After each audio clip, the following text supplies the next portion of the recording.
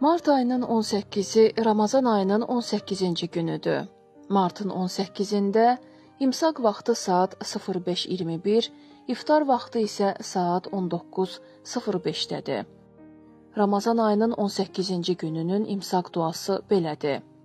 İlahi, bu gün məni səhərlərin bərəkəti ilə oyat.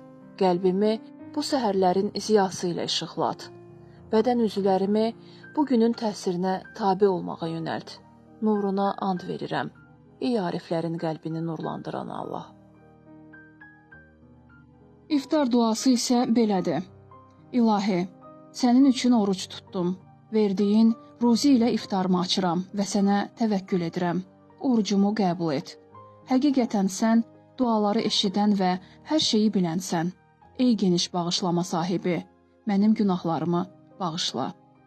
Allah orucunuzu qəbul etsin.